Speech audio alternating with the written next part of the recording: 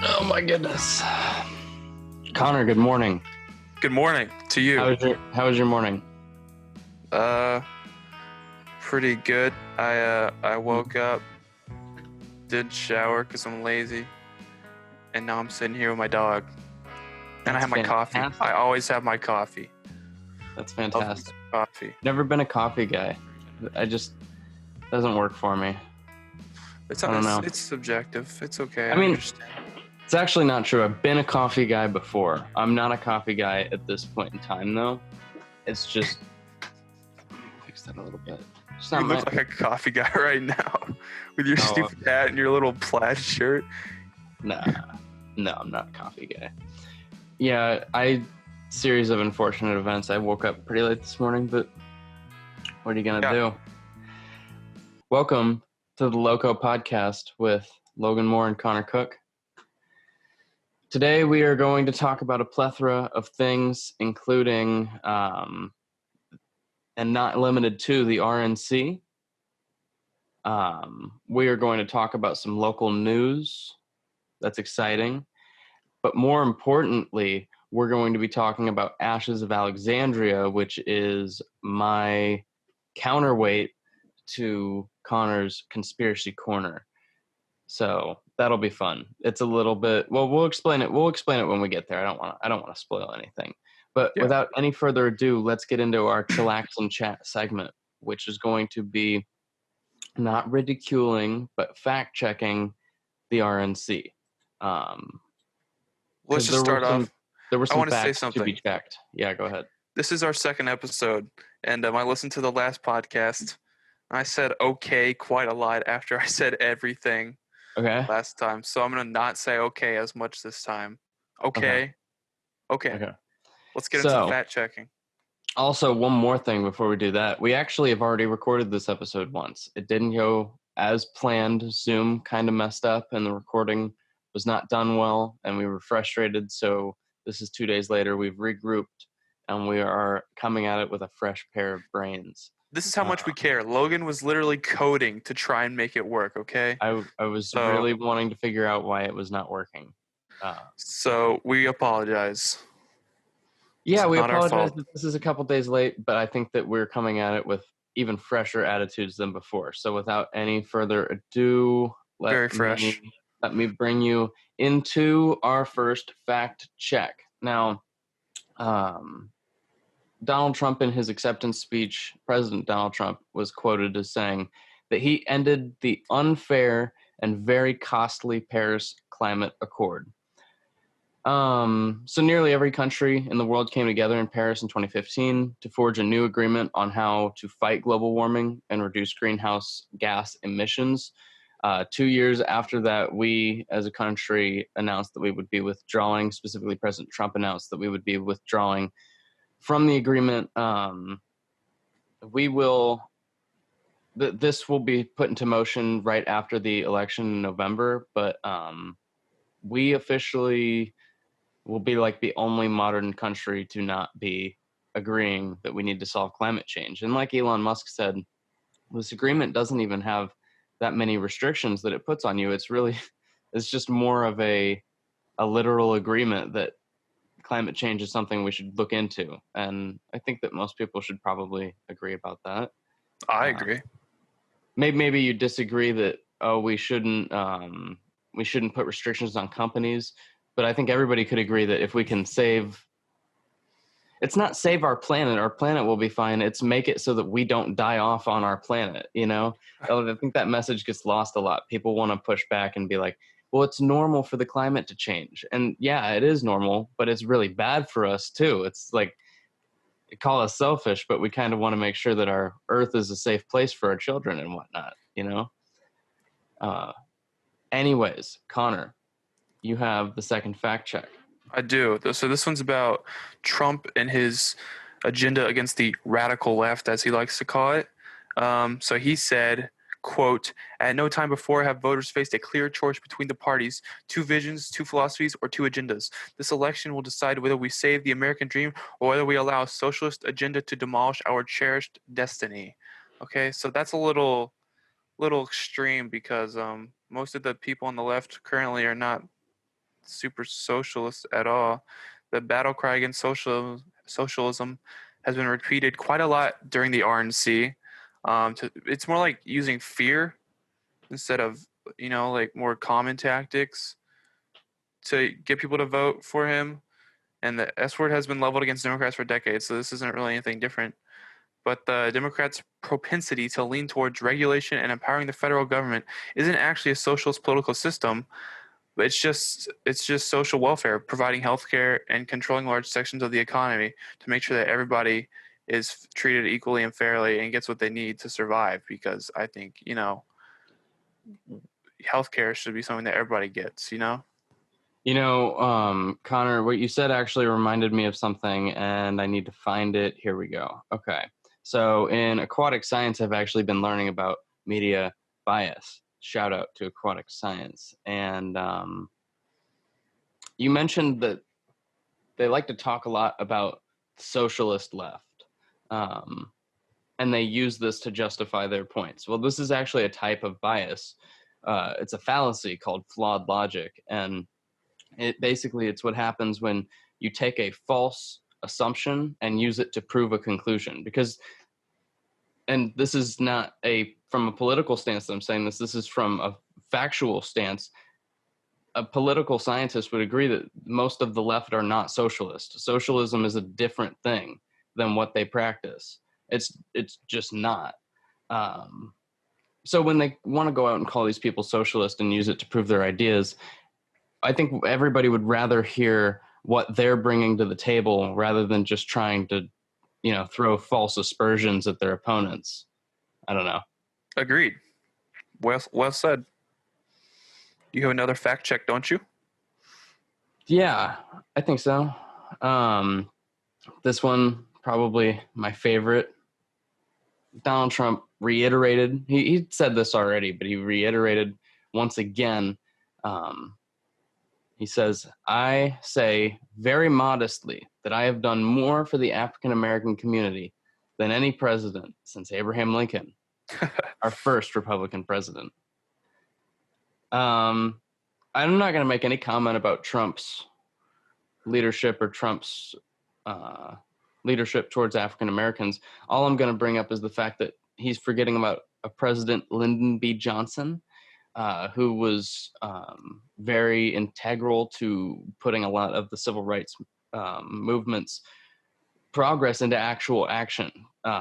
And he was incredibly helpful to the African American community in across America. So he was probably better than Donald Trump for the African American. That's just the way it is. Connor? So my next fact is about Trump and Christianity. He says, quote, in America, we don't turn to government to restore our souls. We put our faith in Almighty God. Now, over the years, Trump has claimed to be a, Christian. But I remember one time he was asked to quote his favorite Bible verse, and he couldn't do that. And then there was the one time he got rid of all the protesters so he could go pose with the Bible, just because his base is largely Christian. And but he leans on Mike Pence a lot, basically, to help get the support among his white evangelical base. And while the Democrats have also, like Joe Biden is all about his Catholic faith, he's said that before. But Trump is basically just using his Christianity to get votes, is what this is saying. So, not cool at all. I think that that's probably a factor. I think it'd be hard to find a single politician or candidate for president in the past that has won that hasn't used their religion as a factor to get them elected. Barack Obama even was religious, even though I don't know how strictly he practiced. He did, I think he did say that he was religious. I'm pretty sure that there's never been a president that wasn't religious in some manner. Agreed. Because that's the way that the system's set up. You need that support if you want to win. So yeah, it's probably likely that there were presidents that weren't religious that just said that they were because they knew that they needed to help with the vote. But and now we move on we now welcome you to the state of the drip. That was fancy. State of the drip. All right. I'll Connor? take it away. Our first news comes from the Community Impact newspaper. It's a simple story, really. Basically, if any adults are listening to this, you can probably relate that you're tired of your children. So, quote, nearly 60% of Dripping Springs ISD families opt to send their students back to campus in mid-September. That, in case you could not tell, is over 50%, okay? That's a lot of people, all right? So parents are just fed up with their children, and they're like, you're going back to school. I've had enough of you. So we'll see how that goes. Are you going back to school, Logan? Probably not. But I would be open to it probably next semester. I just don't think I'm going to go back this semester. Yeah, let's see what happens with the guinea pigs. And it's just my thing is for me, it's very difficult to tell. I'm okay with people taking the risk because I think one of the cool things about living in America is that we get to take our own risks, but at the same time, it's not a risk that I want to take. I tend to think that I'm a little bit more careful than that, especially because with something like this, you need years of data before you can make any kind of predicted and accurate statement. Even doctors have said, the news always wants a headline about how bad is the coronavirus? Is it getting better? Is it getting worse? Most medical officials don't know because it's so new. They don't have enough data to predict it. It's just like the reality of the scenario. We're going to need another year and a half probably before we can make any kind of actually good estimates on anything. So I want to at least give it this half a year and see what it looks like and see what it did. And if it's not too much of a deal anymore, then I'll go back because I want to see people and I want to spend my last semester at the school. But we'll see. 100% agree with you. I definitely want to go back, but I don't know if it's safe to go back. So we'll see. And online school actually has been working pretty well for me, despite what I thought. I haven't minded it, so that's another reason that I'm not too worried because I'm pretty sure I'll be all right no matter what happens. Nice. And on to our next story, or unless, Connor, do you want to take this so I can take the next one, or do you want to? Yeah, I'll do the drive-in real quick. Cool. All right, so next set of news is that we have a new Dripping Springs drive-in theater set for screening this week. They will be starting off with Spider-Man Homecoming, Groundhog Day, Back to the Future, and the original Shrek. Now, the cool thing about this is that 2% of the proceeds from this local nonprofit organization each month will be featured on the business. 2% of the proceeds will go to a local nonprofit organization each month. So that's very cool. Go see Shrek, make a difference. It's that simple. I'm gonna see Shrek for sure.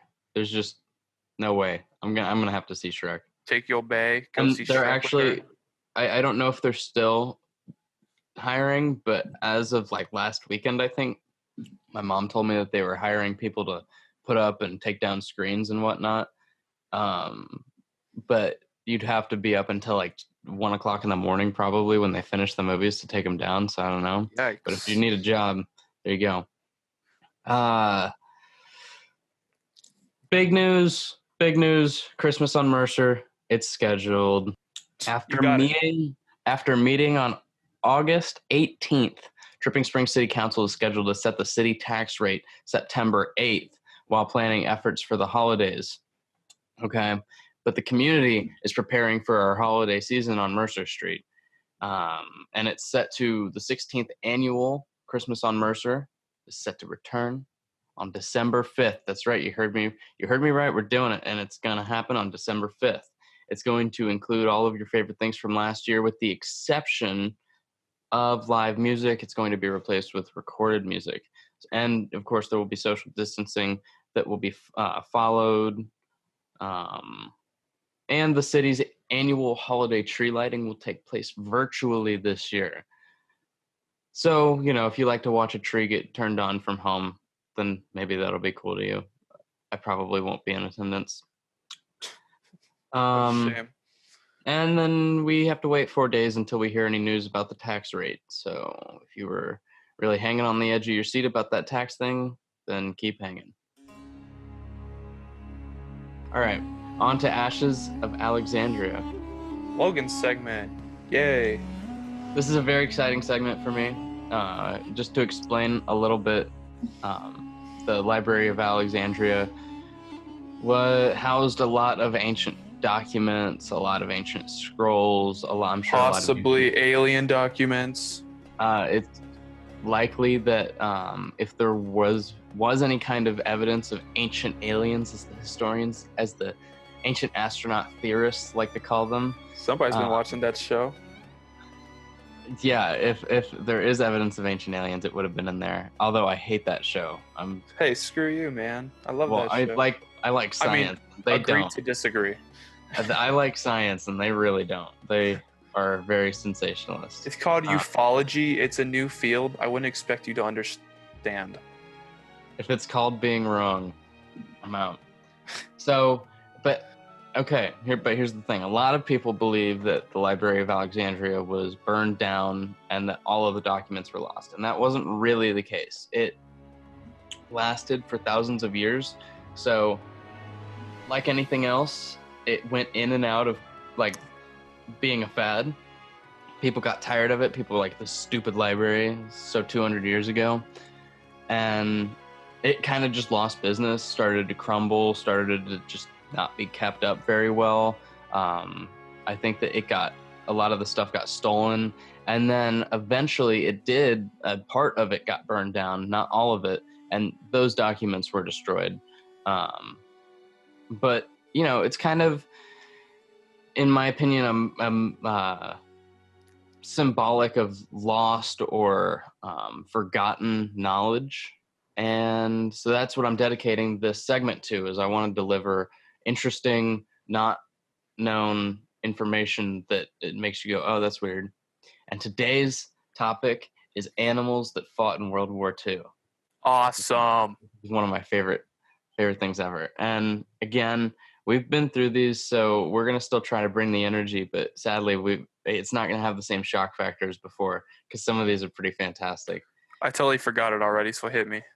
So there was a cat that was in the Nazi Navy in World War II. This cat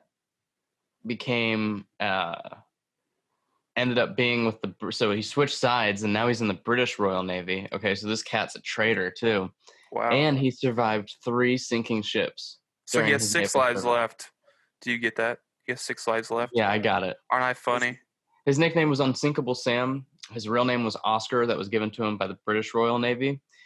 He started as a ship's cat aboard a Nazi ship, which was sunk by a British ship, and then the British crew found the cat floating on a board hours after the ship sank. They took him aboard and named his name Oscar. Later in the war, that ship got sank by a torpedo, killing 159 crew members.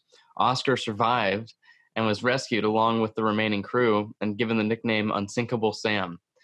His last service, he was aboard another British aircraft carrier. It was torpedoed by a Nazi U-boat, and he survived the attack as well. And then he retired and died in 1955, 14 years after the sinking of his first ship. That's pretty awesome. I don't know how you survive a submarine blast as a cat, but I don't know. Good for the cat. Now, the Polish army also enlisted a bear. Did the bear have a gun? The bear did a lot of things, but I don't think it had a gun. So the Polish soldiers found this bear cub, and its mother had been killed by hunters. They took him in and named him, and then they trained him. He was trained by a civilian refugee, actually. And he was eventually enlisted as a soldier in the Polish army. And then he got on a British transport ship, and he was given his own paybook, serial number, and rank. So he was a private. What's a paybook? Was they paying the bear? I think that a paybook in those days was kind of like a checkbook, maybe. Oh. I don't know. This is World War II, so I'm not really an expert in payment methods in World War II. That's pretty cool. But he was a private. He was a bear that was ranked a private, and he would often sleep in bunks with the other soldiers. So he would like sleep with the other soldiers, and he enjoyed consuming beer and cigarettes regularly. Stay classy. He performed actual work. He was transporting supplies and heavy boxes of ammunition for them. He retired at a zoo and died at 21. Just chilled. Now, you tell me he was drinking before he was 21? If he died at 21, he was drinking as a bear before he was 21? Sadly. Sadly. Wow. All right. Now, next, I'm going to have to screen share this because this is too fantastic to not have the image. So I don't know what it is. This is a mule being landed on a beach for, I believe, the Italians. Yes, the Italians landed this mule on the beach in World War II. This is just one of many. And these mules helped carry supplies. And I just love this image. This image to me encapsulates everything amazing about the human race. So the mule was a mule? Is that what you're saying? Well, what I'm saying is that I think that it just speaks to humans' amazingness. Now, I don't think that this is animal abuse. If this is animal abuse, then I apologize for everything I just said and take it all back completely. But it seems to me like this thing is getting to fight for something bigger than itself. And I think that's beautiful. It really is. Like, think about how many animals get to be a part of a cause bigger than themselves. We get to do that all the time. When does an animal get to do that? Okay, this is a great one. Monkey? More monkeys! Yes, there's a monkey on a cannon. Now, this was a Nazi monkey, actually. And this is I believe that this is the British taking over the German area, and this was a tank, or this was a cannon that was left over, and and there was a monkey there, and it was a trench mortar, and this was the mascot. Okay, cool. The Nazis had a monkey mascot? They did. They had a monkey. Wow. So, yeah, that's Ashes of Alexandria for today. I hope everybody enjoyed. Okay. Album this week is called Good Morning, Mourning, by my second favorite band, Alkaline Trio. You got Matt Skiba on guitar, my hero. You got Dan Andriano on bass, and you got Derek Grant on drums. And this all comes together for one of the best albums of all time. All right, my favorite from the album is called Continental. The beauty of Alkaline Trio is in its simplicity. All right. And they got rad guitar riffs, rad bass, rad drums. Everything just comes together. And you got this kind of dark album, as you can tell by the name, but it's also it sounds kind of more upbeat than it is. So it's very loud, but very dark at the same time. So I like the conviction of the two, and it makes for a great album. Very good. Go listen to Good Morning by Alkaline Trio. Awesome. Okay. Mine is Bandwagon-esque, Teenage Fan Club. I'm not going to spend too much time on this because there's not a ton to say. I really like it. I think it's not simple, but it's not really difficult to get into, I don't think. It's a different sound than what most people are used to, so if you're interested in trying out something new, I'd recommend it. The best example I could give for what it sounds like would be like if you took Nirvana and crossed them with like Beach Boys harmony vocals. Wow. It has harder instruments, harder, more up tempo rhythm with softer vocal harmonies that are really cool. So that's awesome. And that's pretty much it for the LOCO Podcast today. I hope that you have all enjoyed and have a great weekend now at this point. 3-day weekend, Labor Day. What are you doing on this 3-day weekend? Let's see. My grandparents are coming over from Houston, and I'm going to spend time with them. And I got my guitar taken away, so I won't be playing that. So Fantastic. That's what I'll be doing, I guess. Did you get your guitar taken away because of me? No. It didn't hurt though. I gotcha. All right. Well, we love you all. Thank you for watching. Make sure to tune in next week on Wednesday for the next LOCO Podcast. We will be on time next week. Have a blessed weekend. Bye, everybody. Goodbye.